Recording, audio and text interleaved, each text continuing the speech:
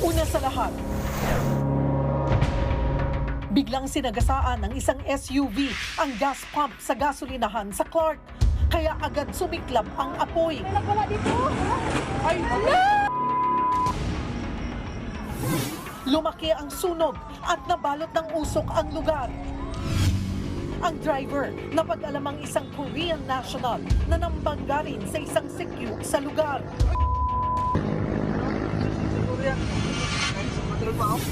Ang iba pang detalye sa balitang yan, abangan dito sa Frontline Pilipinas. Ngayong ika-31 araw ng Oktubre taong 2024. Mga puntod sa Pampanga, lubog sa tubig, lumot at basura. Meron ding mga gumuhong nicho. At ang sementeryong may eskwelahan sa loob. Ilang biyahe pa probinsya sa PTEX, fully booked na. Ang NAIA naman, mawawala ng tubig bukas hanggang Sabado. Bagyong Leon, humina, pero nagpapaulan pa rin sa Batanes. At ang mga bagyong hindi naman naglalandfall, bakit hindi natin dapat deadmahin? Koreanong turista sa Cebu, pinalakol dahil sa hindi mabayarang 1 milyong pisong utang. Isa na namang illegal pogo hub sinalakay sa Bagak, Bataan. Sa Paranaque, huli sa akto ang mga Chinese national na sangkot sa scam. At ang pamatay na Halloween costume ng mga celebrity. Rian Ramos nag-ala Taylor Swift. At meron ding naging alien.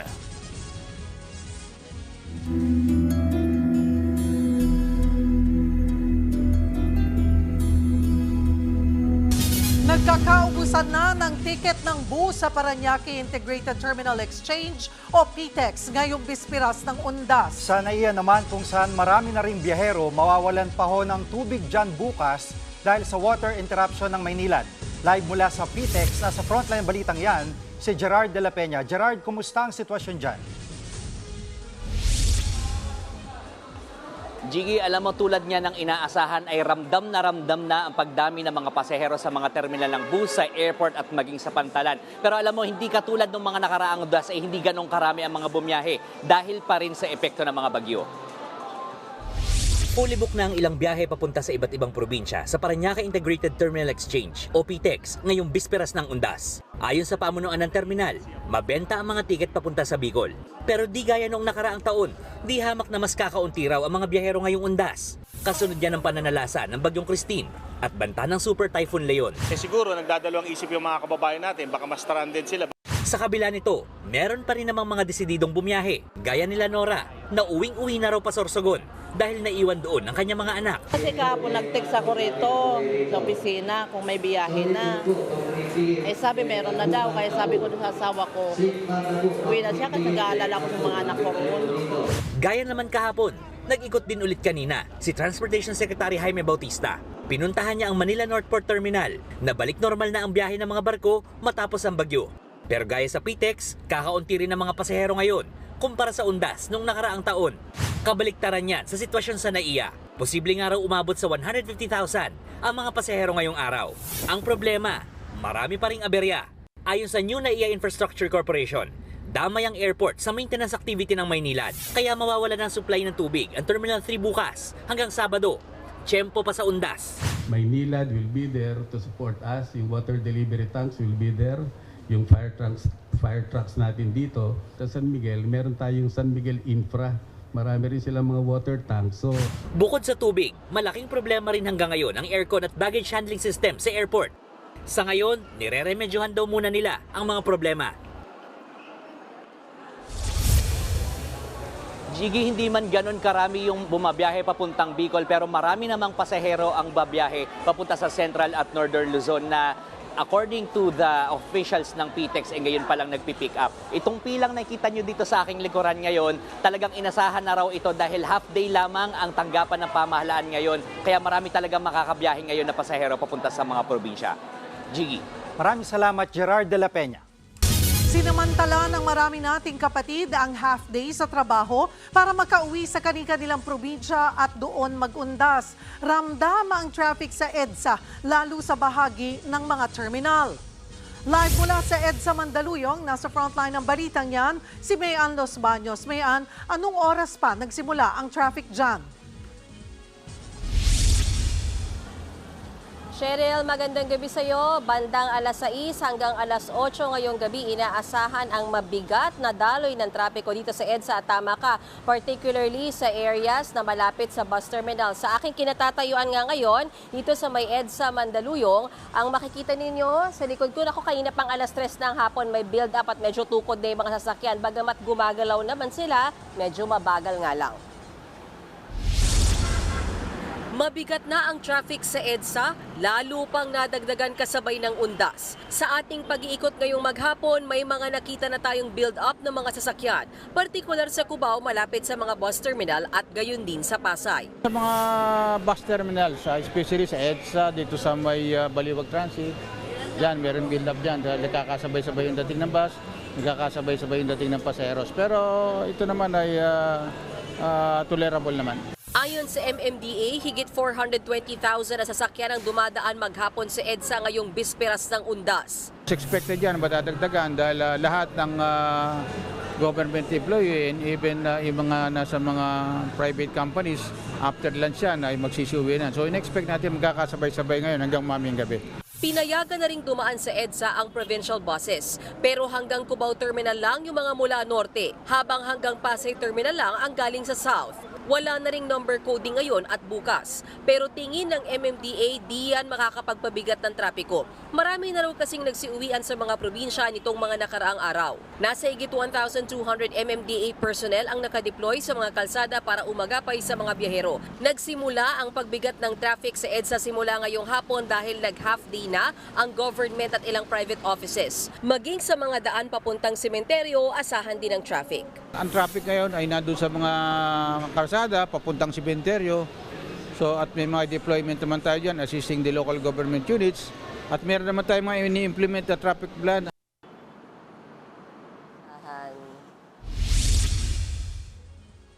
Cheryl, bukas, November 1, inaasahan dahil holiday na, maluwag na ang biyahe ng trapiko dito sa EDSA. Paalala lamang ng MMDA, medyo konting pasensya po sa ating mga kapatid dahil nagsasabay-sabay po kayong bumiyahe ngayong gabi, palabas o papasok man ng Metro Manila. Isa pa pong paalala, siguraduhin nasa kondisyon ang inyong mga sasakyan bago bumiyahe para hindi maabala at hindi makaabala sa daan. Cheryl? Maraming salamat, Mayan Los Baños.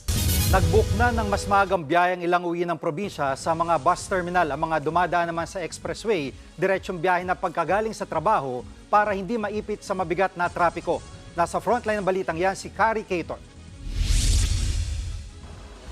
Alas 11 pa lang ng umaga, bumiyahe na ang pamilya ni Joshua papuntang Lubao, Pampanga. Doon kasi nila gugunitain ang undas ngayong weekend. Kasama pa nila ang kanilang 2 alagang aso sa biyahe.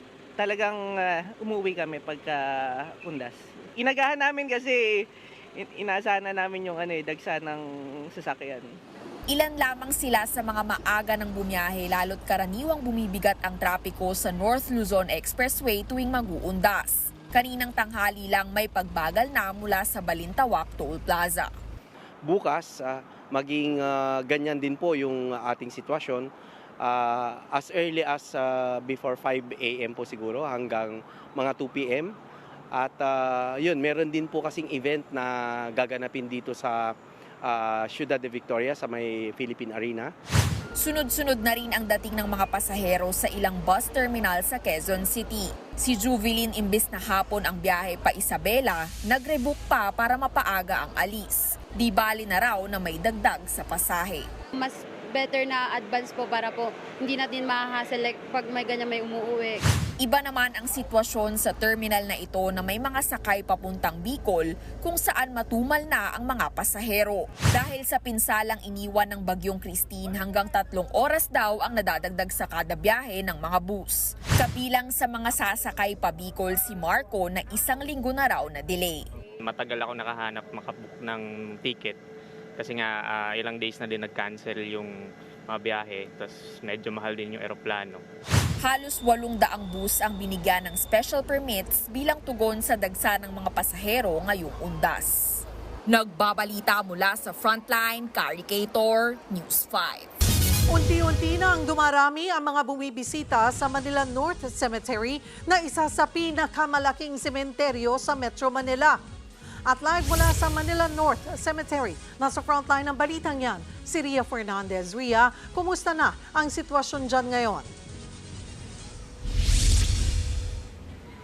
Sherry, lalong naghigpit dito sa Manila North Cemetery ngayong bisperas ng undas. Sa gitna naman ng inaasahang pagdami ng mga bibisita rito, tiniyak ng pamunuan ng sementeryo na bukas din sila sa mga kababayan natin gustong alalahanin yung mga yumaong wala ng mga labi rito. Sinasadya ng mga bumibisita sa Manila North Cemetery na dalawin ng mga yumaon nilang mahal sa buhay. Pero paano kung hindi nila matunton o inalis na ang kanilang nicho? Sa paanan ng malaking krus na ito sa circle ang diretsyo ng mga gaya ni Balili. Dahil nasa ospital pa noon, hindi raw siya nakapunta sa libing ng nasawi niyang 7 buwang sanggol, 17 taon na ang nakalilipas. Dito po yung anak ko nilibing, hindi ko po alam kung saan. Kasi sa Bacolod po kami tumira pagkatapos nung nilibing namin siya. Ayon sa pamunuan ng Manila North Cemetery, inaalis na nila ang mga labi sa mga inupahang puntod kapag hindi na nila makontak ang mga kaanak ng mga ito. Pero pwede silang magpunta sa circle na ito para mag-alay ng kandila, bulaklak at dasal sa mga nakahimlay sa mga probinsya, gaya ng ginawa ni Fatima. Hindi lang din mga tao ang inaalala tuwing undas. May bahagi rin sa sementeryo para sa mga namatay na alagang hayop. Bukas na ang undas, pero may ilang kapatid tayo ngayon pa lang nagsisimulang maglinis ng mga nicho at mausoleo. Kahit ipinagbabawal na ang paglilinis ng mga puntod, may ilang mga caretaker na ngayon lang nakahanap ng pagkakataong gawin ito dahil sa bagyong Christine. Kabilang dyan si Nanay Josie na ngayon pa lang naglilinis ng mausoleo. Mataas ang tubig dito noon eh. Tsaka, hanggang diyan, lubog ang aming mga paa. Naintindihan ng basta po malinis na naman po. Paalala ng mga otoridad, bawal pa rin ang pagdadala ng mga armas, matutulis na bagay, alak at speakers dito sa Manila North Cemetery. Dahil dyan, isang lalaki ang hinuli ng mga pulis dahil sa dala niyang matulis na bagay. Sa ngayon, wala pa namang naitatalang krimen ng NCRPO. Cheryl, ayon sa pamunuan ng Manila North Cemetery, umabot sa 104,500 ang crowd estimate as of 6 p.m. ngayong araw. Pero inaasahang papalo pa yan sa 1 milyon pagsapit bukas November 1. Malalampasan daw niya ng naitalang 900,000 sa parehong panahon noong nakaraang taon. Samantala, kakaunti lang daw ang mga nakumpiskahan ng mga ipinagbabawal na gamit dito kung ikukumpara noong 2023. Cheryl? Maraming salamat, Ria Fernandez. Napinsala ang ilang struktura sa Cagayan dahil sa super bagyong Leon. Umabot na rin sa 17,000 residente ang apektado ng super typhoon sa buong probinsya. Live mula sa Apari, Cagayan, nasa frontline ng balitang yan, si Brian Basa. Brian, ramdam pa ba dyan ang bagyo? Jiggy, maaliwalas na ang panahon at patuloy nang bumabalik sa normal ang pamumuhay rito sa Cagayan. Makikita nyo sa aking paligid, tuyo na yung kalsada, may daloy na ng trapiko at malaya nang nakalalabas at nakalalakad ang mga tao. Kaya't hindi nyo aakalaing may bagyong tumama rito kahapon.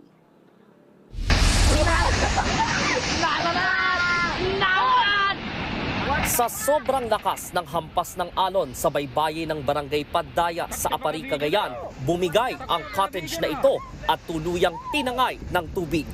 Nawasak pa ang isang cottage at nagbagsakan ang mga kahoy. Sa bayan ng Baggao, tinangay ng rumaragasang baha ang mga tanim na mais. Sinubukan pang isalba ng mga magsasaka ang ilan sa mga ito, pero nagmistulang ilog ang buong taniman dahil sa matinding baha. Dahil naman sa malalakas na alon, pumasok na sa resort na ito sa Santa Ana, Cagayan ang tubig mula sa dagat. Kitang-kita rin sa video ang lakas ng hangin at ulang dala ng super bagyong Leon. Sa barangay Kasambalangan sa parehong bayan, isang linggo nang hindi nakalayag ang 20 anyos na si Alexis dahil sa masungit na panahon. Pero ngayong sumilip na ang araw matapos ang super bagyong Leon, nagdesisyon na silang pumalaot. Ito lang nagkakita namin. Kapag wala ng laot, wala nang makain. Tapos na ang paghagupit ng super bagyong Leon sa Cagayan pero nananatiling mataas ang alon sa dagat. Kaya ang mga mangingisda tinatapangan na lang ang pagbabalik sa laot kaysa raw lalong matenga ang kanilang hanap buhay. Pangingisda pa naman ang pangunahing hanap buhay ng mga taga-Kasambalangan. Kaya aminado ang barangay na apektado ang kanilang kabuhayan hindi lang ng super bagyong Leon pati na mga nagdaang bagyong Christine at Julian. Pinapayuhan na lang nila ang mga mangingisda na huwag na masyadong lumayo sa Pampang. Ang importante sa kanila na kailangan din sila kumita para sa pamilya nila. Okay. Pero ang ikaliligtas nila, yun din ang number one na para sa amin. Hindi naman bumaha sa Santa Ana na ibalik na rin ang kuryente sa lahat ng barangay. Sa buong Cagayan, umabot sa mahigit 17,000 residente ang apektado ng super bagyong Leon. Samantala, nalapit nga ang paghagupit ng bagyong Leon sa Cagayan sa undas. Kaya kapansin-pansing kakaunti ang mga pasahero sa mga bus terminal dito sa Apari. Ayon sa mga nakausap natin dito sa isang bus terminal, nasa 100 ang pasahero sa buong Magdamag. Ito na yung mga ruta nila mula Apari, papuntang Maynila, papuntang Cubao at papuntang Baguio. Ang unang trip, paalala lang din sa mga pasahero, ang unang trip dito sa Apari ay alas 7 ng umaga, habang ang last trip ay 5:30, alas 5:30 ng hapon. Kaya sarado na ang bus terminal at wala pang bumabiyahe o walang bumabiyahe ngayong gabi ahead o bago ang undas. Balik sa inyo. Maraming salamat, Brian Basa. Mahigit 100 turista ang stranded pa rin sa Batanes dahil sa bagyong Leon. Kahit kasi humina na ang bagyo, malakas pa rin daw ang dala nitong ulan at hangin. Nagbabalik si Brian Basa. Pasado alas 6 ng umaga, ganito pa kalakas ang hangin sa bayan ng Sabtang sa Batanes. Wala ring tigil ang bayo ng hangin at ulan sa Basco. Sa kabila niyan, tuloy ang clearing operations sa mga kalsadang binagsakan ng putik at bato dahil sa landslide. Bagamat humina na ang bagyong Leon, patuloy pa rin itong nagpapaulan sa Batanes. Kaya ang ilang residenteng nasa alanganing lugar, binalikan ng mga rescuer para mailikas. Sa panayam ng programang Ted Filon at DJ Chacha kay Batanes Governor Marilu Cayco, sinabi niyang on and off pa rin ang linya ng komunikasyon sa probinsya. Posible ring matagalan pa bago maibalik ang linya ng kuryente. Pero pagtitiyak niya, sapat naman daw ang supply nila ng pagkain. Problema lang nila ang pamamahagi ng ayuda. Kaya humingi na raw siya ng tulong kay Defense Secretary Gilbert Teodoro. Ang hiling ko lang naman is kahit na 2 o 3 biyahe lang ng 130 para lang magdala ng family food pack para sa bawat pamilya. Kinumpirma rin ng gobernadora na may mahigit 100 turistang stranded pa rin sa probinsya. Posibleng sa weekend pa sila makauwi. Kailangan pa raw kasing ayusin ang mga pinsalang tinamo ng Basco at Itbayat Airport. Once na humina ito, lalabas na po kami para tingnan namin extent ng damage.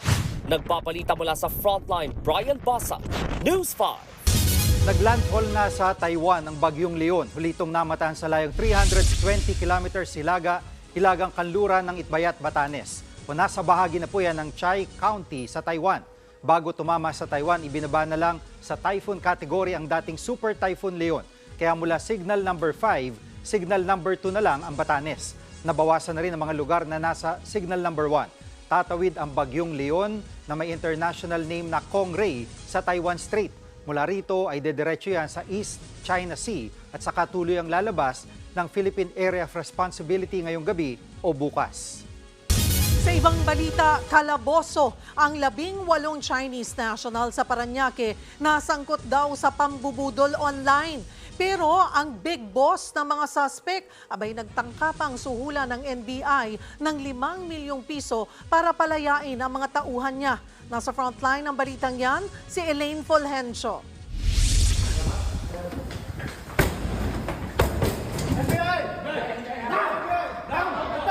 Bitbit ang search warrant. Sinalakay ng NBI Cybercrime Division ang kondo na ito sa Parañaque na pinaniniwala ang pugad ng mga scammer. Working station, oh. Sa loob ng unit, naaktuhan pa ang ilang Chinese habang naka-live at kausap sa computer ang kanilang mga biktima. Sit down here. Aabot sa 17 Chinese ang naaresto sa kondo. Ayon sa NBI, kabilang sila sa tinatawag na splinter group o mga scammer na galing sa malalaking pogo. Kasama sa mga modus nilang cryptocurrency scam, lab scam at online sugal.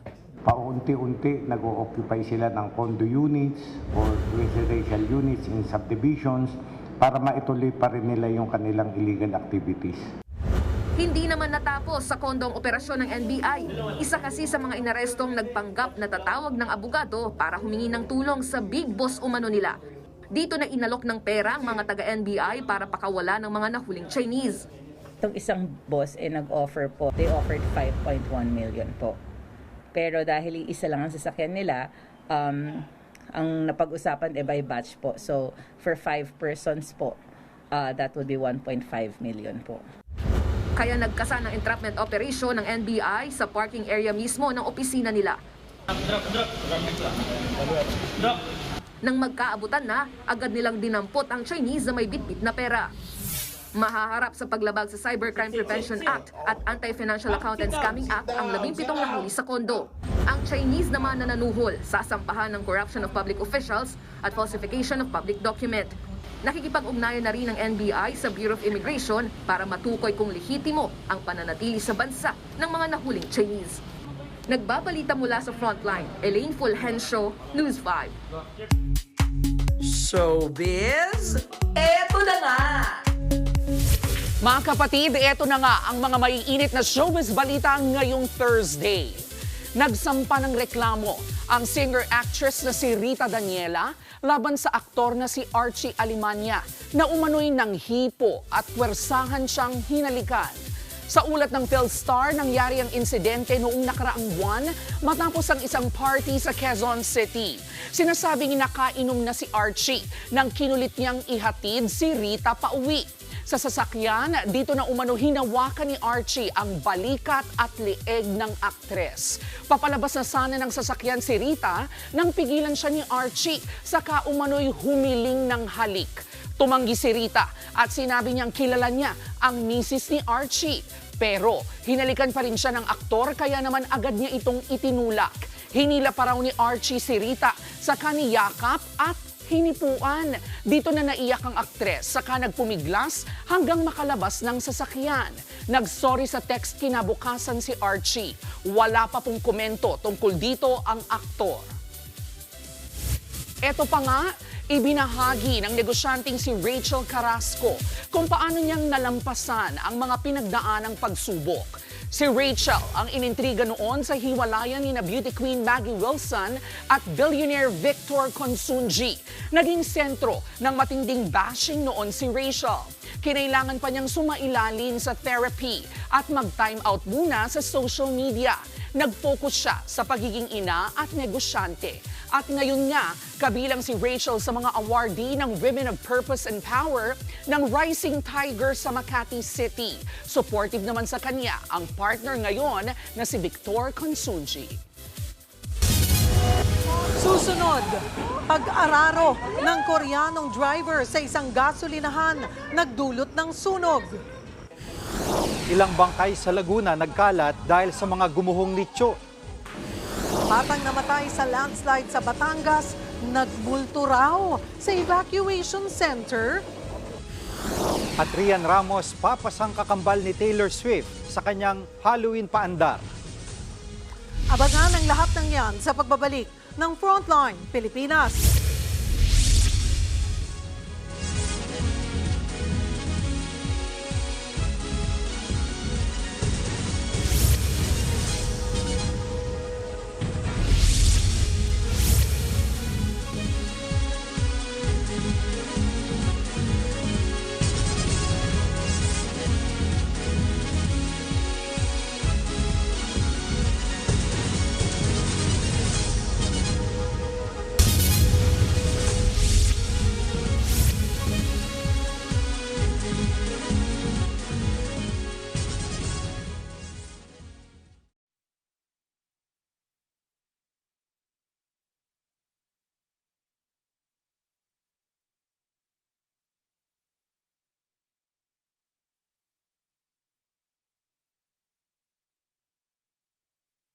Mga kapatid, Julius Babaw po. Nasa Middle East o saan mang dako ka ng mundo, manatiling may alam at may pakialam sa mga mainit na balita dito sa ating bansa. Simulan po natin ang bawat araw sa tuloy-tuloy na balitaan sa Frontline. Mag-follow at mag-subscribe sa social media pages ng News 5.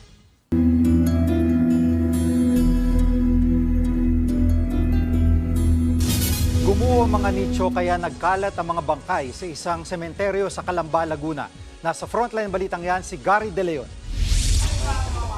Sako-sako mga buto, nabubulok na bangkay at mga ataol. Ito ang tumambad sa aming kamera pagdating sa Municipal Cemetery ng Calamba, Laguna.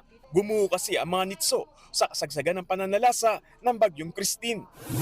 Kinordon na ang lugar. Ayon sa pamunuan ng sementeryo, 30 nitso ang gumuho. Katumbas niyan ang 80 bangkay. Ilan sa mga yan ang nailipat na, habang nasa pangangalaga ng sepulturero ang mga naiwan pa. Ano pong iba na nakasako naman po, pero may kanya-kanya naman po yung pangalan. Wala, hindi po sila maliligaw. Ikalawang beses na raw na gumuho ang parting ito ng sementeryo ngayong taon. Una raw noong Hulyo dahil sa hagupit ng Super Typhoon Karina. Nasa 8 hanggang 9 na puntod na magkakapatong ang makikita rito sa Calamba Cemetery. Dahil na rin sa tagal ng panahon, naging ganito katataas yung mga nitso rito sa sementeryo na ito. Kaya yung pagyanig ng lupa at pagkakaroon ng malakas na hangin dulot ng mga bagyo, maaaring magpaguho sa mga nitso dahil na rin sa kahinaan ng mga pundasyon nito. 1932 pa na itayo ang pampublikong sementeryo, kaya nagtataasan ng mga apartment style o patong-patong na nitso. Nagdesisyon naman ang pamunuan ng sementeryo na hindi na sila tatanggap ng mga bagong ililibing. Maliban na lang kung mayroon na silang sariling nitso. Wala na po. Tsaka wala na po. Tigil na po na po ito. Wala na po kaming space ng paggagawaan. Muli raw ipapaayos ng Calamba LGU ang gumuhong bahagi ng sementeryo para maibalik ang mga dati ng mga labi. Nagsagawa na rin sila ng sanitation para sa mga dadalaw ngayong undas. Nagbabalita mula sa Frontline, Gary De Leon, News 5.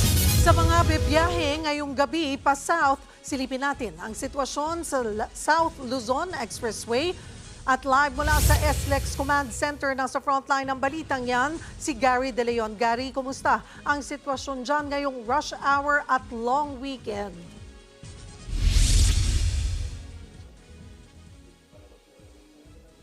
Cheryl, sa ngayon mabagal na daloy ng trapiko ang nararanasan dito sa South Luzon Expressway. Pagpasok pa lang ng Nichols Toll Plaza sa southbound lane ng South Luzon Expressway sa bahagi ng Pasay, random na ang pagbagal ng daloy ng trapiko. Mabagal na usad din na daloy ng masasakyan sa Bikutan at Sukat Toll Plaza patungo ng Alabang. Ito ay dahil sa masasakyang bumabara sa mga interchange patungo ng mga sementeryo. Nasa 358,000 na sasakyan ng regular na dumaraan sa SLEX sa araw-araw. Aasahan daw na lalo pa itong madaragdagan lalo't long weekend dahil sa undas. Para makatulong maibisan ng traffic, binuksan ng SLEX sa mga bagong gawang kalsada. Kaya nasa 6 na linya na ng expressway ang nadaraanan. Ayon sa traffic monitoring ng SLEX, may slow moving ang traffic sa Alabang Viaduct at San Cristobal Bridge. Halos 3 kilometro naman ang haba ng traffic sa San Pedro Bridge. Dulot daw ang traffic ng pag-imbudo ng mga sasakyan sa mga bridge na may 3 lane ng kalsada lamang. Para umalalay sa mga motorista, may mga nakaposte ring assistance sa SLEX. Sa ngayon, Cheryl, paalala lamang ng SLEX News sa yung mga kababayan nating motorista ay siguraduhin may laman ng kanilang mga RFID, lalo na pagpasok nila sa mga toll plaza. Cheryl. Maraming salamat, Gary De Leon. Nagmulto raw sa evacuation center ang isang batang namatay sa landslide sa Talisay, Batangas. Para sa iba pang bakwit, mas ramdam daw nila ngayong undas ang sakit ng mawalan ng mahal sa buhay. Live mula sa Talisay, Batangas, sa Frontline balitang yan, si Marian Enriquez. Marian. Jiggy, sariwa pa nga sa alaala ng mga namatayan yung nangyaring landslide dito sa Talisay, Batangas, 1 linggo na yung nakalipas. At ngayon ngang undas ay mas ramdam nila yung sakit na mawalan ng mahal sa buhay. David. Dito si Papa. Bantayin niyo na lang si Papa kahit sa magpunta. 6 na kandila ang itinirik ng 36 anyos na si Junjun sa dating kinatatayuan ng kanyang bahay sa Barangay Sampaloc sa Talisay, Batangas. Para yan sa 5 niyang anak at kanyang asawa. Lahat sila nasawi sa landslide kasunod ng pagtama ng bagyong Christine. Pag-ugot ko sa misis ko ng ganyan, yun, nagpapa-breastfeed pa nga sa 2 buwan ko na anak. Tapos inayos ko na lang. Pero hindi na sila makilala halos. Nangingisda raw noon sa lawa si Junjun nang mangyari ang trahedya. Hindi ko masyado mailaraman kung gaano kabigat na hindi ko makasama sila. Dahil tuwing Pasko magkakasama kami. Ngayon, hindi ko sigurado kung anong magiging kakalabasan kapag wala sila. Dito dating nakatirik yung bahay ni Kuya Junjun at kanyang pamilya. Nakasama nga doon sa higit 15 mga bahay na na-wash out matapos ng matabunan ng rumaragas ang putik na may kasamang malalaking tipak ng mga bato at mga nabuwal na puno. Nasa 20 agad ang namatay sa bahaging ito ng Talisay, Batangas at karamihan nga dyan ay mga bata. Si Nanay Minda hindi pa raw kayang bumalik sa gumuho nilang bahay. Kasamang natabunan kasi ang kanyang asawang si Jose Rami at anak nilang si Kulot, 11 taong gulang. Ang masaklap, may nakakita pa raw sa anak niya sa evacuation center. Tinanong ko doon, ay pinakita ko mag-picture. Sabi ko, may nakita ko dito ang bata na kulot ang buhok, dalagita. Tapos sabi nila mayroon, nagpila pa nga daw doon sa pagkain. Tapos pagkakuha ng pagkain, nag-ikot-ikot muna sa mga room, tapos umalis, bigla daw nawala. Kinonfirm ko talaga na kung siya talaga yung pinakita ko picture. Oo daw. Wala man kami kasama ng bata. Ay kung kasama, di alam kong anak ko naman yung kasama. Yung pala yung espiritu na pala yun. Ang kanilang kausap. Tuloy-tuloy pa rin nga yung mga nakita nating relief operations, both LGU at gayon din mula sa mga private groups na namimigay ng mga ayuda dito nga sa iba't ibang evacuation center sa Talisay, Batangas at mga nasa 500 pa yung mga pamilya na naiwan nga doon sa mga evacuation center at hindi bababa doon sa 20 yung mga nawalan ng tirahan at ang panawagan nila ay ang matitirahan lalo't wala na silang mauuwi ang bahay. Balik sa'yo. Maraming salamat, Marian Enriquez. Showbiz, eto na nga! Eto na nga, Happy Halloween mga kapatid. Pabonggahan na ang ilang Pinoy celebrities sa kanilang Halloween OOTDs. Kabilang na riyan si Rian Ramos, nag-ala Taylor Swift. Nasa frontline ng balitang yan, si MJ Marfori. It's the time of the year again. Kanya-kanyang paandar ang mga celebrity sa kanilang Halloween OOTD. Etong si High Street star AC Bonifacio, nag-ala Rosé sa kanyang Apato entry. Cutie! Pero cutie ba kamo? Eto si Baby Beanie na anak ni Angelica Panganiban, nag-ala Little Moana. Si Baby Dea naman ni Iza Calzado, blooming as a cute little flower. Inside Out emotions naman ang peg ng pamilya ni Pinoy Big Brother host Bianca Gonzalez Intal.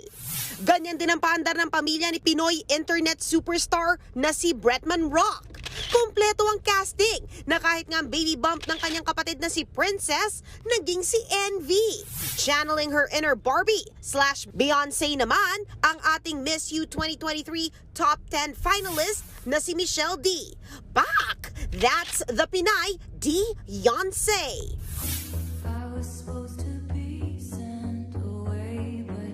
Halloween came swiftly, swiftly, sa best friend ni Michelle na si Rian Ramos. Napawaw na lang talaga ang mga netizen dahil si Rian kamukha ni Taylor Swift. Ang peg pa niya in different eras.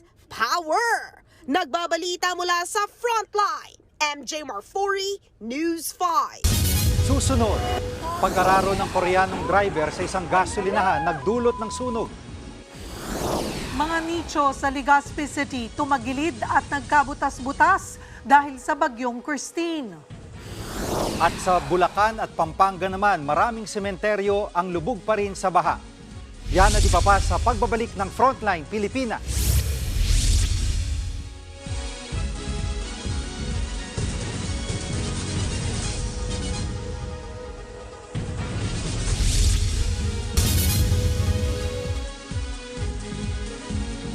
Mga kapatid, Julius Babaw po. Nasa Middle East o sa amang dako ka ng mundo, manatiling may alam at may pakialam sa mga maiinit na balita dito sa ating bansa. Simulan po natin ang bawat araw sa tuloy-tuloy na balitaan sa Frontline. Mag-follow at mag-subscribe sa social media pages ng News 5.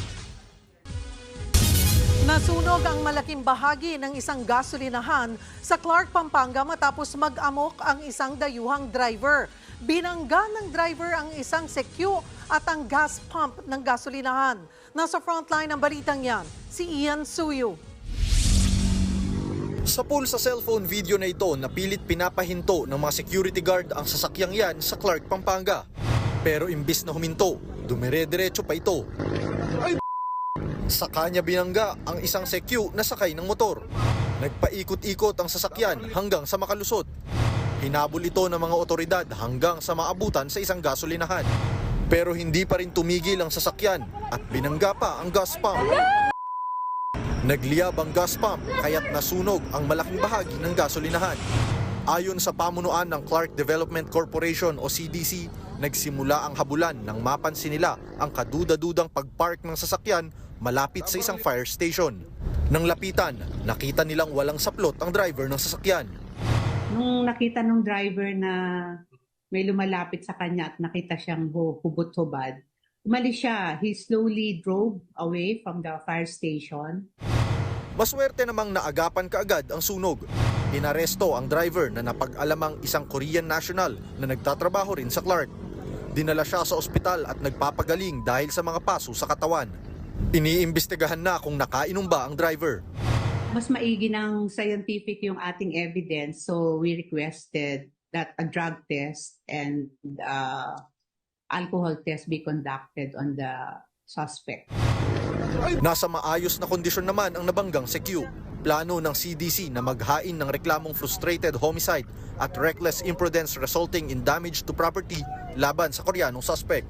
Bagamat wala pang formal na reklamo laban sa foreigner, na ipagbigay alam na rin ng insidente sa Bureau of Immigration.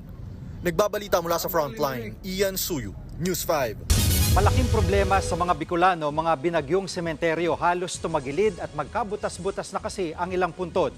Live mula sa Legazpi, Albay, nasa Frontline balitang yan, si Mon Gualvez. Mon, kumusta ang sitwasyon ng mga sementeryo dyan? Jiggy, doble kalbaryo ang nararanasan ng ilang Bicolanong apektado mga pinupuntang sementeryo. Nabaha na nga sila, nasira pang ilang puntod dulot nga ng bagyong Christine. Bukod pa yan sa mga pinsalang iniwan ng bagyo pagdating sa agrikultura, pati na rin sa mga nasirang establishmento at infrastruktura gaya ng mga kalsada.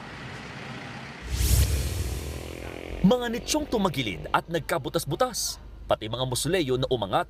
Ganyan ang sinapit ng ilang puntod sa Jovellar Catholic Cemetery sa Albay matapos manalasan ng bagyong Christine. Ang nitsyo nga ng tatay ni Shelo nawala raw sa pwesto matapos magkaroon ng landslide rito. Nung nakita namin yung na ganun yung sitwasyon, parang sobrang sama, di ba? Kasi yung mahal mo sa buhay nandoon na, pero wala magawa ng kalikasan. 5 araw ding hindi napasok ang bayan ng Jovellar matapos gumuho ang bahagi ng Simeon Ola Road na isa sa pangunahing lansangan sa lugar. Kaya abot pa rin sa mahigit 50 pamilya ang nananatili sa evacuation center. We are asking for help pa rin sa pagkain, yung essential na kailangan po ng ating mga kababayan para makabangon po sila. Kung hindi nakadapa, may kasama namang putik ang maraming palayan sa Bicol matapos mabaha. Sa tala ng Department of Agriculture Region 5, aabot na sa mahigit 3 bilyong pisong halagang napinsala sa Kabikulan pagdating sa agrikultura.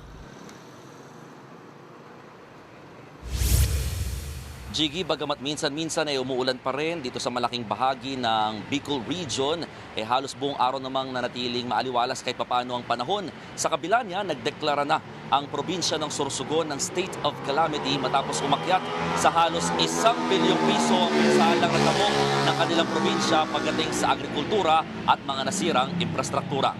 Jiggy. Maraming salamat, Mon Gualvez.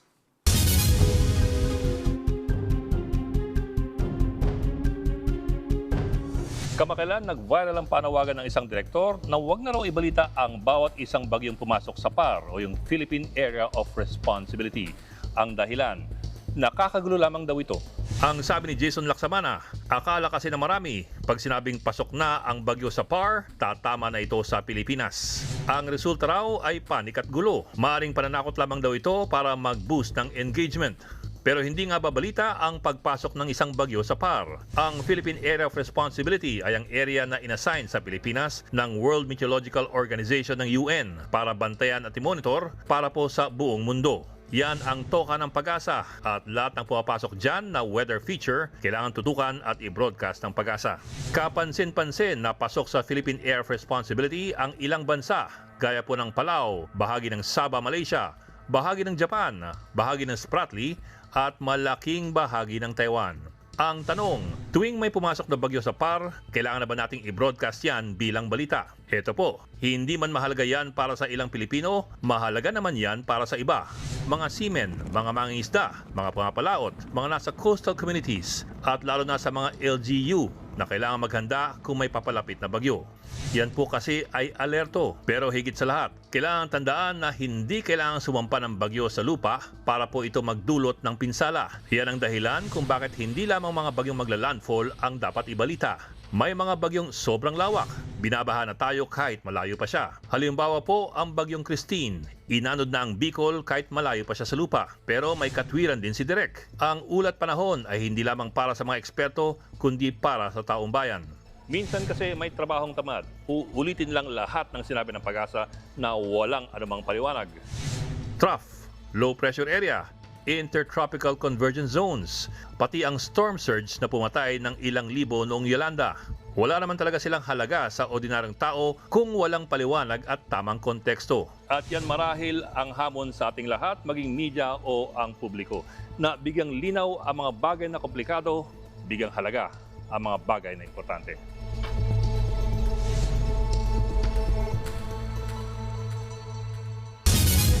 Susunod, Musileo sa Cebu City, ginawang daycare center. At lalaking Korean sa Cebu City pinalakol dahil sa 1 milyong pisong utang. Tutok lang mga kapatid, magbabalik pa ang Frontline Pilipinas. Mga kapatid, Jiggy Manikad po, nasa Middle East o saan mang dako ka ng mundo, manatiling may alam at may pakialam sa mga mainit na balita dito sa ating bansa. Simulan natin ang bawat araw sa tuloy-tuloy na balitaan sa Frontline. Mag-follow at mag-subscribe sa social media pages ng News 5. Lubog din sa baha mga sementeryo sa Hagonoy, Bulacan, kaya ang ilan sa bahay na lang daw mag-uundas. Nasa Frontline ng balitang yan si JC Cosico. Halos di na makita ang mga puntod sa Hagonoy Memorial Park sa Bulacan dahil sa baha. Kahit mga musileo, pinasok din ng tubig. Hindi tuloy makakabisita ang ilan sa kanilang mga yumao para sa undas. Si Justin nga, hanggang tanaw na lang muna sa lolo niyang nakalibing dito. Walang magagawa, lubog na po talaga. Sa bahay na lang po kami magtutulos. Kawawa yung mga nakalibing. Patay na nga, pinatay palalo. Ayon sa barangay, sinabayan ng high tide ang ulang dala ng bagyong Christine. Naiipon po ng naiipon dahil siguro po maliit na rin po yung dinadaluyan ng tubig. Tuloy-tuloy naman ang pagbomba ng tubig sa sementeryo. Humingi rin ng paumanhin ang namamahala sa libingan. Bukod sa Hagonoy Memorial Park, baha rin sa kalapit na Hagonoy Catholic Cemetery. Pero si Jess, hindi alintana ang banta ng leptospirosis. Mapuntahan lang ang puntod ng kanyang mga kaanak. Once a year lang naman to, di para makita ko man lang yung kalagayan nila, baka pwede namin silang ilipat. Dito nga sa ating pwesto, abot hanggang 20 yung taas ng tubig. Pero pag lumayo ka pa raw hanggang doon, abot na hanggang bewang. Ito yung sinusuong ng mga taga rito para nga mapuntahan yung puntod ng kanilang mga kaanak.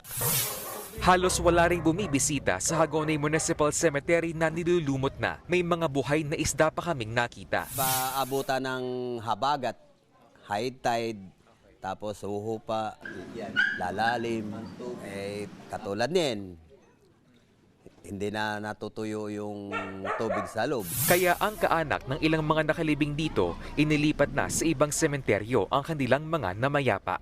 Nagbabalita mula sa Frontline, JC Cosico, News 5. What's up mga kapatid? 2-0 na para sa TNT Tropang Giga pagkatapos nila kunin ang Game 2 kontra Barangay Nebra 96-84 sa ongoing PBA Governors Cup Finals.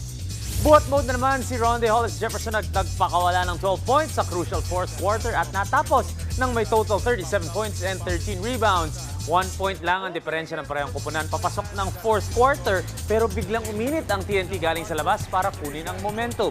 Nagtulong-tulong sina RHJ, Jason Castro, RR Pugoy sa magandang 3-point shooting para masecure ang panalo.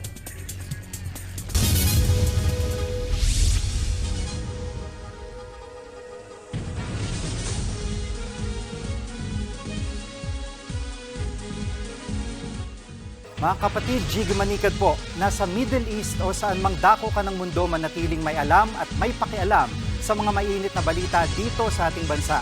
Simulan natin ang bawat araw sa tuloy-tuloy na balitaan sa Frontline. Mag-follow at mag-subscribe sa social media pages ng News 5.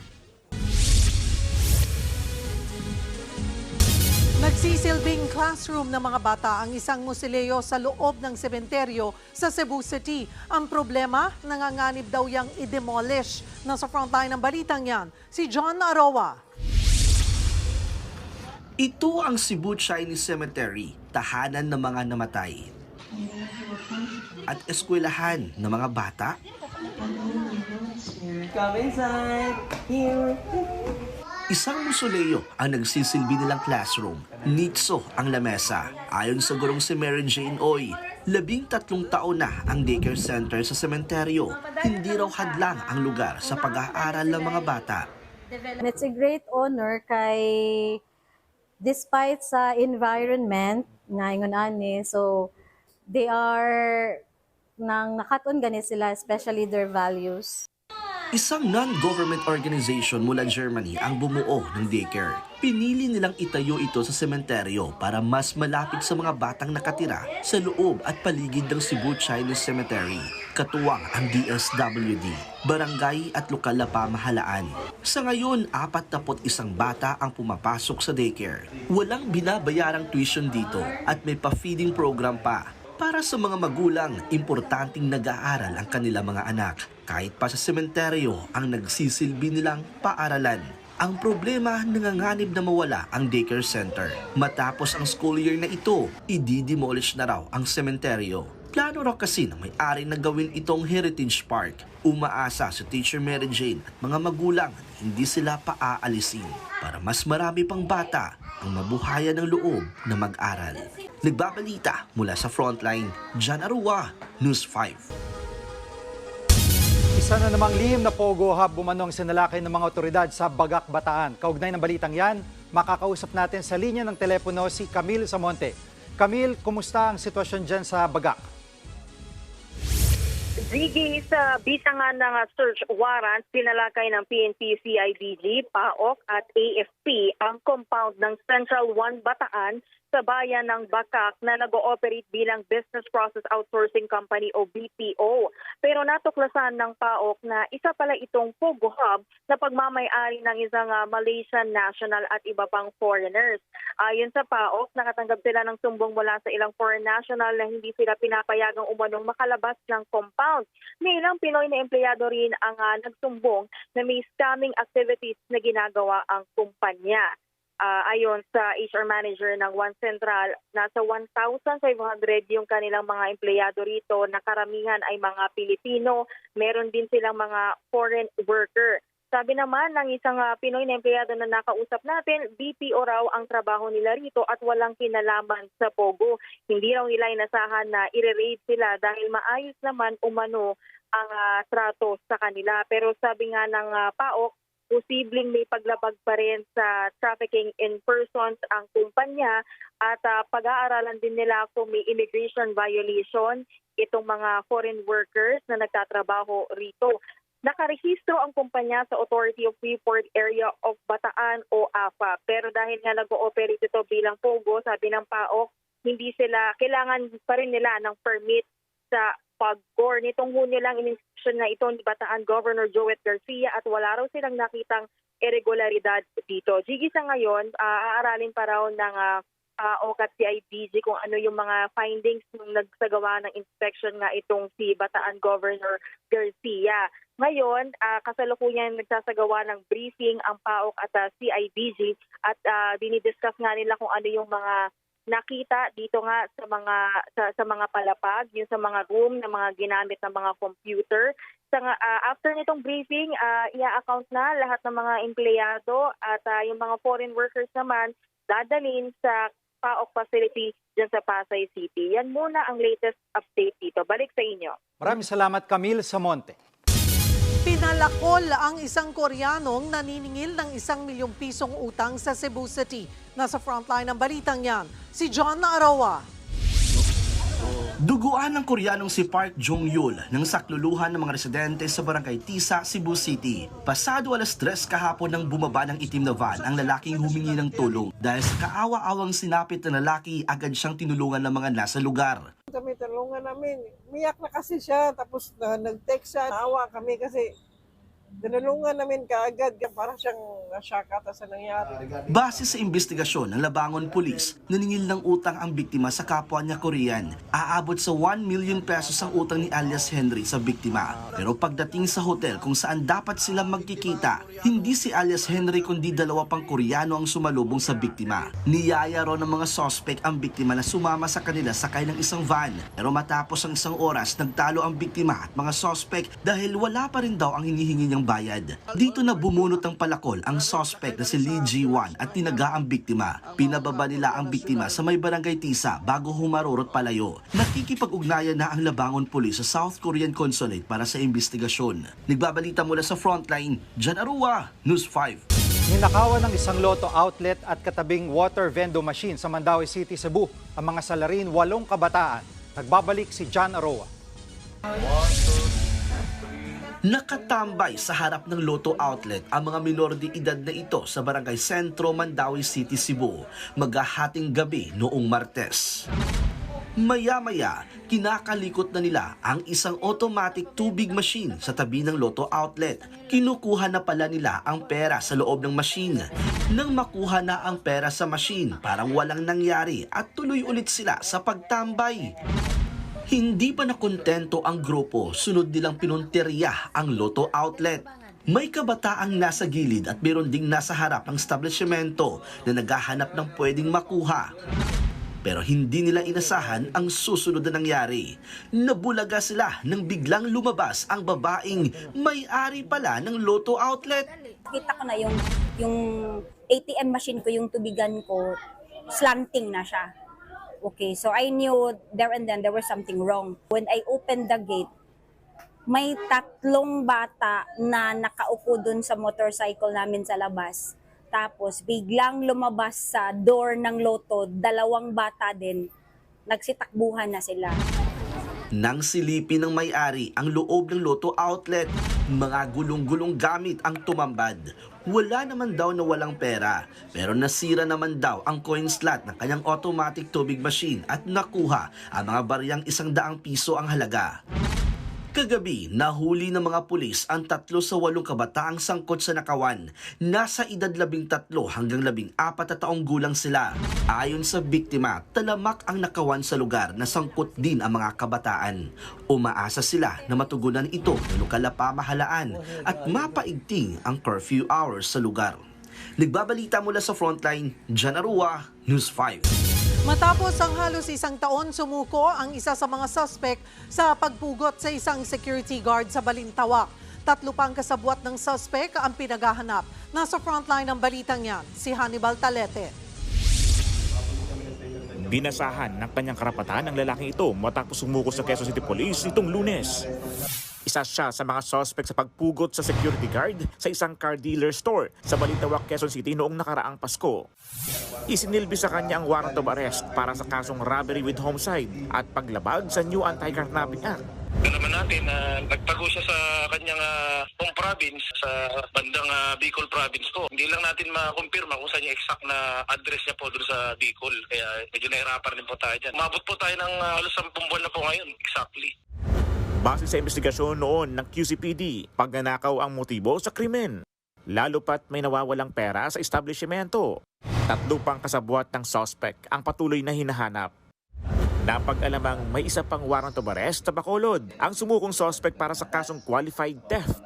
Isinilbi na rin ito sa kanya sa police station. Nakakulong sa Kamuning Police Station ang akusado na tumangging magbigay ng pahayag. Nagbabalita mula sa Frontline, Hannibal Talete, News 5. 17 nasawi sa enkwentro ng magkalabang paksyon ng More Islamic Liberation Front o MILF sa Pagalungan, Maguindanao del Sur. Sa investigasyon ng PNP, rido o matagal ng alitan ng dalawang grupo ang dahilan ng gulo. Nag-ugat daw ito sa gawan sa lupa. 16 ang sinasabing nalagas mula sa tauhan ni Commander Latif, isa naman mula sa kampo ni Commander Sultan. Sa ngayon ay under control na raw ang sitwasyon sa lugar. Nagdagdag na ng puwersa mga otoridad para magbantay sa lugar. Sugatan naman ng isang sundalo sa enkwentro ng Philippine Army at New People's Army sa Pio Duran Albay. Ayon sa 9th Infantry Division, nagsasagawa sila ng relief operation ng tambangan ng NPA. Nasabugan ng landmine ng isang sundalo sa gitna ng enkwentro. Nagpapagaling ng sugatang sundalo. Tinutugis naman ang mga nasa likod ng ambush. Parehong bumaba ang ratings ni na Pangulong Bongbong Marcos at Vice President Sara Duterte base sa pinakabagong survey ng Okta Research. Si VP Sara, 6% ang ibinaba ng trust rating niya nitong Setyembre na nasa 59% na lang, habang 8% naman ang nabawa sa performance rating ng Vice na bumulusok sa 52%. Sabi ng Okta, hindi na bago ang downward trend sa grado ni VP Sara dahil pababa talaga ang ratings niya mula pa raw noong March 2023. Bukod kay VP Sara, bahagya ring nabawasan ang trust at performance ratings ni Pangulong Bongbong Marcos na nasa 69 at 66% na lang. Mas mababa ng kaunti kumpara sa huling survey noong Hunyo.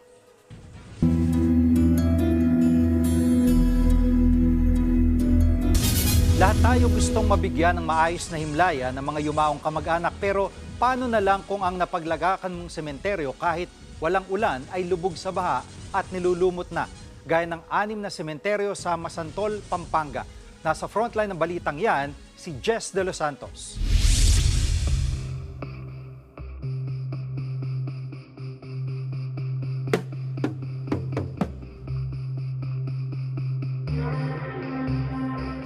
Imbis na lupa,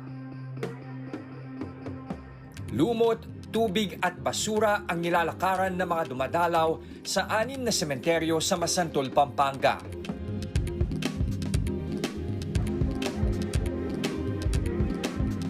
Alam niyo, sobrang tagal na ng tubig kasi kung lalapit kayo makikita niyo ang dami ng mga maliliit na isda na namumuhay dun sa tubig at ultimo yung mga kalat nilulumot na. Ganun nakatagal yung tubig baha dito.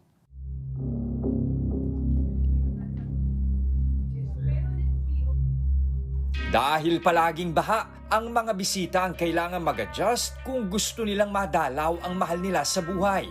Alam niyo, ganito yung diskarte ng mga kapatid natin dito sa Masantol. Para silang nakikipagpatintero sa mga nicho. Pero kung medyo wala kang lakas ng loob, may mapapakiusapan ka mga bata, sila ngayon ang magtitirik ng kandila para sa'yo. Alam na ng ano yan. Ang ginang na si Alice, taon-taon gumagastos sa pagpapatambak para hindi malubog ang nicho ng kanyang mga yumao. Magkano ginagastos mo every time? Eh, malaki din kasi hindi na namin makwenta-kwenta. Kulang-kulang 6 hanggang 6,000. Gis, mga ganyan. Gis, 10 to 12. Wala, ganyan na lang. Kung may pera ka, patambak mo yung patay mo. Kung wala, sorry. Nakasasama raw ng loob dahil kahit halos hindi na makilala ang ilang mga nicho, tuloy-tuloy pa rin ang pagbabayad ng buwis sa mga bahang sementeryo. Ano binabayaran niyo sa gobyerno? Yung parang pinakabuwis. Okay lang sa'yo yun? Eh, wala naman magagawa eh. Kaya naman panawagan niyo sa kanila? Sa mga opisyal? Asawa na kami manawagan kasi wala naman natutugunan. Sabi naman ng lokal na pamahalaan ng Masantol, may mga plano sila para matugunan ang problemang ito. Balak po nilang maglagay po ng mga water pumping station po. Okay. Para malabas po yung Tapos ring dikes po. Nakapalibot po sa mga coastal areas po para di po pasukin yung mga... Para pag gumapaw yung coastal area, hindi papasok dito sa loob ng sementeryo. Tapos mga BB dikes rin po. Habang nananatili ang plano, pataas lang ng pataas ang baha sa mga sementeryo ng Masantol. Dahilan para ilipat na lang sa mas maayos na lugar ang ilang mga nakahimlay rito. Pero ang may kaya lang gumawa niyan ay yung mga may sapat na pera. Nagbabalita mula sa Frontline, Jess De Los Santos, News 5. Kinasuhan na ng lokal na pamahalaan ng Marikina ang administrator ng Barangka Public Cemetery at 5 iba pa. Kaugnayan sa ginawang paghuhukay ng mga labi ng walang permit. Ayon kay Marikina Mayor Marcy Teodoro, kasong grave neglect of duty at paglabag sa Sanitation Code of the Philippines ang isinampa ng LGU sa 6. Hindi raw otorisado ang paghuhukay sa 800 mga labi sa sementeryo na basta-basta na lang isinako at itinambak. Una nang sinabi ng pamunuan ng Barangka Cemetery na expired na ang 5 taong rental period sa mga nicho. Kaya hinukay at pinakukuha na sa mga kaanak ang mga ito. Pero tingin ng Marikina LGU, may sabwatan na nangyari. Mukha raw kasing binebenta ng mas mahal ang mga nakabakanteng nicho.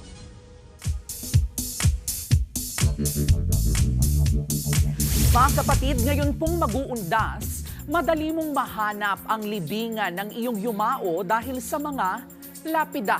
Itong lapida, salitang Kastila yan, na ang direktang kahulugan sa Ingles ay tombstone o headstone. Sa ilan pong mga tala, sinasabing 3000 BC pa lang, meron ng mga ganito sa ancient Roman and Celtic civilizations. Pero noon, mga malalaking bato lang ito na pinuposisyon sa ibabaw ng libingan ng namatay. Yung ilan, nilalagyan na ng pangalan kung sino ang namatay. Ang paniwala po noon, itong mga batong ito napipigil ang mga patay na bumangon sa kanilang mga hukay. Pero sa Jewish belief, na hanggang ngayon ay ginagawa itong paglalagay ng mga bato sa ibabaw ng mga libingan ng mga namatay, simbolo ng pagmamahal at paggalang sa pumanaw. Sa pagdaan naman ng panahon, itong mga lapida, hindi nilang basta mga naglalakihang bato. Madalas na itong mga marmol na may mga nakaukit ng detalye ng pumanaw. Nariyan na iyong mga pangalan, kailan sila ipinanganak at kung kailan sila namatay, pati na ang kanilang mga titulo at mga mensahe ng kanilang mga alaala. Mula po noon hanggang ngayon, ang mga lapida, palatandaan na gaya ng kay Alaman, ang pagpapahalaga natin sa mga alaala ng ating mga yumao ay kay Yamanan.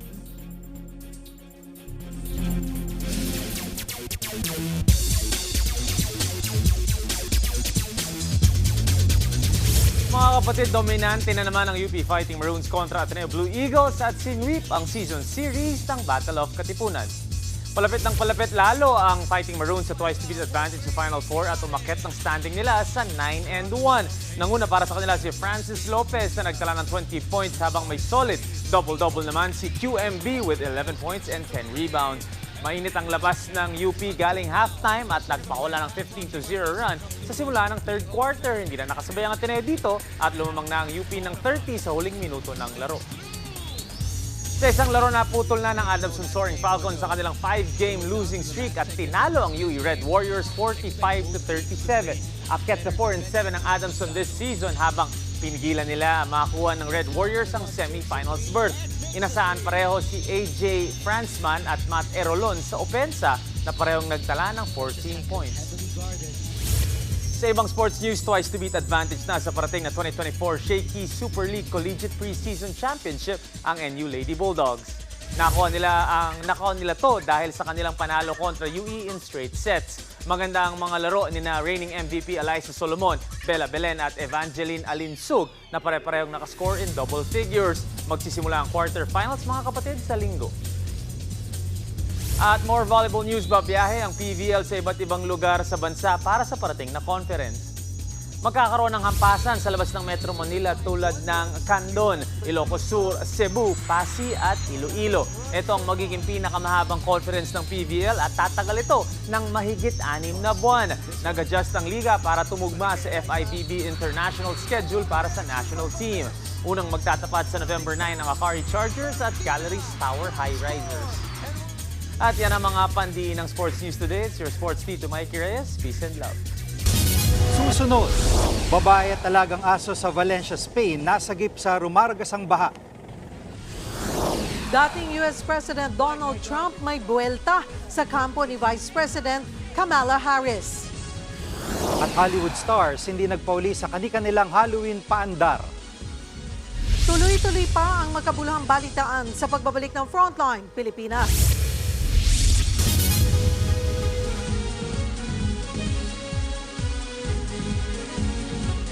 Mga kapatid, Cheryl Cosim po. Nasa Estados Unidos, Canada o saan mang dako ka ng mundo, manatiling may alam at may pakialam sa mga mainit na balita dito sa ating bansa. Simulan natin ang bawat araw sa tuloy-tuloy na balitaan sa Frontline. Mag-follow at mag-subscribe sa social media pages ng News 5.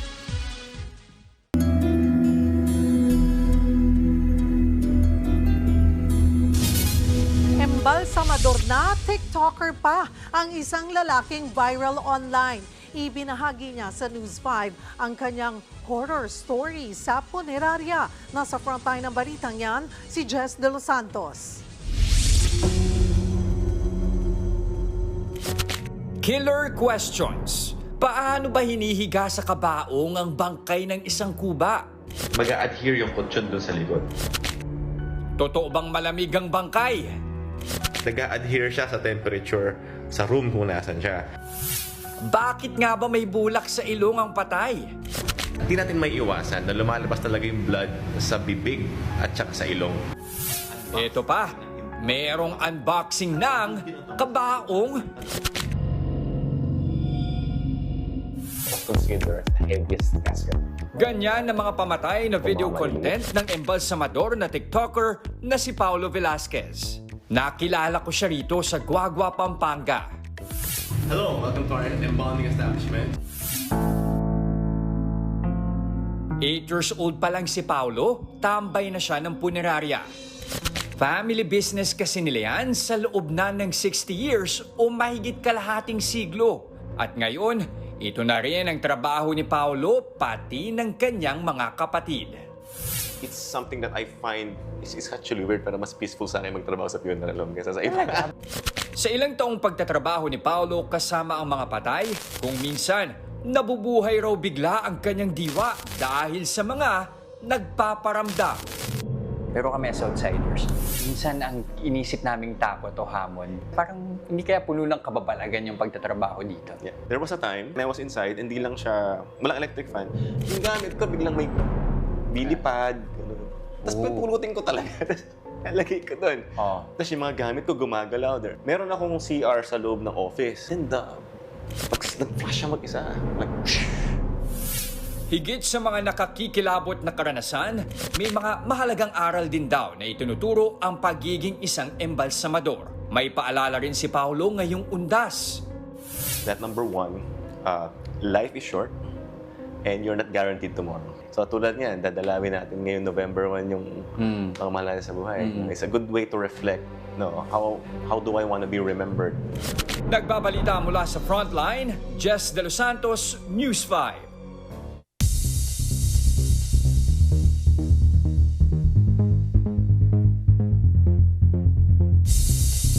Halos 100 ang nasawi sa matinding baha sa Valencia, Spain. Pati mga sasakyan tinatangay ng bahang may kasamang putik. Narito ang Frontline News Abroad. Mahigpit ang yakap ng babaeng yan sa kanyang aso sa gitna ng pagragasarang baha at putik sa Valencia, Spain. Dahan-dahan siyang lumapit sa rescuer para kumapit. Saka sila in-airlift ng helicopter. Kasabay naman ang pagragasa ng baha ang mga sasakyang yan sa eskinita. Sa aerial shot na ito, mistulang nagkarambolan ang mga sasakyan. Umakyat naman sa bubong ang mga residente sa takot na sila'y tangayin ng tubig. Lahat ng ito dulot ng bagyong Dana. Ang turistang Ukrainian na ito stranded sa isang establishmento dahil sa lampas taon na baha. Ayon sa weather agency ni EMET, 1 taong ulan ang binuhos ng bagyo sa loob lang ng 8 oras itong Martes. Dahil dyan, kabi-kabilang flash floods ang naitala. Halos 100 na ang nasawi. Habang hindi pa tukoy ang bilang ng mga nawawala, Patuloy ang rescue operation. Sa ngayon, unti-unti nang humuhupa ang baha pero iniwan niyan ang makapal na putik sa buong Valencia. Sinabi naman ni King Felipe ng Spain na dineploy na ang lahat ng resources para sa mga nasalanta. Ito na raw ang pinakamaraming namatay sa Europe dahil sa pagbaha mula noong 2021. Ayon sa mga eksperto, epekto ng climate change ang tindi ng pinsala ng bagyong Dana. Nagbabalita mula sa Frontline, Camille Samonte, News 5. Tinawag daw ni US President Joe Biden na basura ang mga supporter ni dating US President Donald Trump. Si Trump bumuelta habang nakasakay sa garbage truck. Narito ang report. Like, I don't know if you guys know this, but there's literally a floating island of garbage. Ang komedyanteng Trump supporter, tinawag na lumulutang na isla ng basura ang Puerto Rico. Napaluyo-tuloy ang loob ng mga botanteng Puerto Rican sa racist joke na yan. Na bad trip din pati si US President Joe Biden. A speaker at his rally called Puerto Rico a floating island of garbage. The only garbage I see floating out there is his supporters. Ang comment namang yan ni Biden, ikinainis ng Trump supporters. Hindi raw sila basura. Si dating US President Donald Trump, sumakay pa ng campaign garbage truck sabay buwelta. How do you like my garbage truck? This truck is in honor of Kamala and Joe Biden. Paliwanag naman ng White House, hindi nilalahat ni Biden ang mga taga-suporta ni Trump. Ang tinutukoy daw niyang garbage ay ang komedyanteng nangutya sa mga taga-Puerto Rico. Ang kalaban naman ni Trump sa pagkapangulo na si US Vice President Kamala Harris, tuloy ang kampanya, lalo't siya ang nangunguna ayon sa ilang eksperto. Nagbabalita mula sa Frontline, Maricel Halili, News 5. Planuhin ang mga bakasyon, leave at mga long weekend. Inilabas na kasi na Malacanang ang petsa ng regular holidays at non-working days para sa 2025. Buena mano siyempre ang New Year's Day sa January 1 at Chinese New Year sa January 29. Special non-working day sa February 25, 4 naman ang holiday sa April. Holiday din sa Labor Day, May 1, Independence Day, June 12 at may 2 ring holiday sa August. Ginawa na ring holiday ang susunod na October 31 para sa Undas. Bukod pa yan sa mismong All Saints Day sa November 1. 5 naman ang holiday sa susunod na Disyembre, kabilang na ang Pasko. Showbiz, eto na nga! Mga kapatid, eto na nga, agaw pansin ngayon ang mga Hollywood stars sa kani-kanilang Halloween costumes. Kabilang na riyan si Janelle Monáe na nagbihis ala alien at ang celebrity couple na sina Selena Gomez at Benny Blanco na very wonderland naman ang peg. Nasa frontline ng balitang yan si MJ Marfori. In glam, out of this world, and spooky fever na ang ilang Hollywood celebrity just in time for the Halloween. Si Selena Gomez nag-transform into Alice in Wonderland habang nagpaka-Mad Hatter naman ang kanyang nobyo na si Benny Blanco. Ganyan din naman ang inspo sa Halloween paandar ng pop singer na si Ava Max. As a classic icon na si Jessica Rabbit naman ang isa pang singer na si Chloe Bailey. Ang kanya namang kapatid na si Halle, paying homage sa OG Halle na si Halle Berry sa James Bond film na Die Another Day. Speaking of, nagpaka-hot witch naman si Halle Berry sa kanyang entry sa season. Featuring pa ang kanyang cute na pusa. The Phantom of the Opera naman ang paandar ng couple na sina Dylan Sprouse at supermodel na si Barbara Palvin. Eto namang si Lizzo, nauna na sa kanyang entry as a pampapayat na Ozempic. Featuring pa ang karakter na si Eric Cartman sa South Park. Ang singer-actress namang si Janelle Monáe hindi rin nagpahuli sa kanyang pagiging E.T. Basta talaga kakulitan at creativity, hindi mauubusan dyan ang mga celebrity. Happy Halloween! Nagbabalita mula sa Frontline, MJ Marfori, News 5.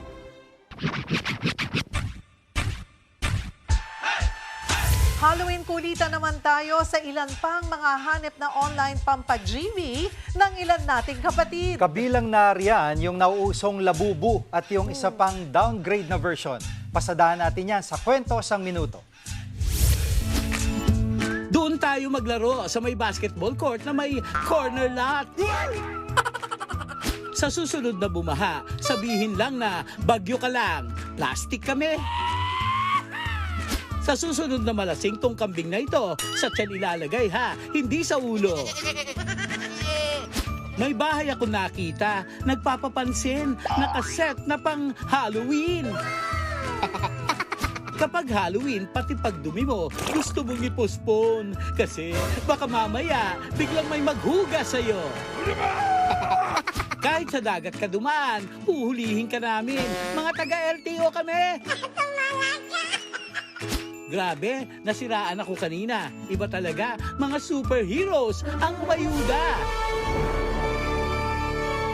Nakalagay sa anunsyo sa tindahan ng toy gun, itry sa cashier ang pellet gun bago umalis.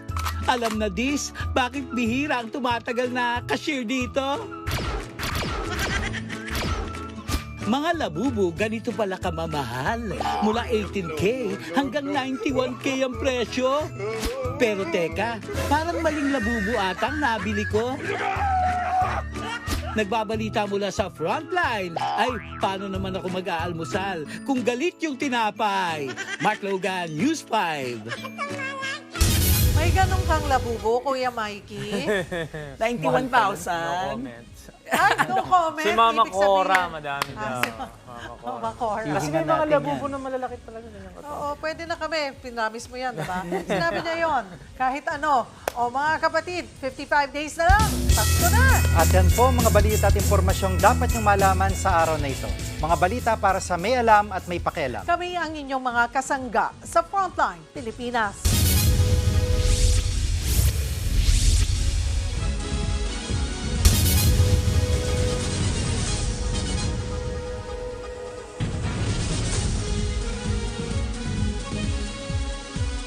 Mga kapatid, Cheryl Cosing po. Nasa Estados Unidos, Canada o saan man dako ka ng mundo, manatiling may alam at may pakialam sa mga maiinit na balita dito sa ating bansa. Simulan natin ang bawat araw sa tuloy-tuloy na balitaan sa Frontline. Mag-follow at mag-subscribe sa social media pages ng News 5.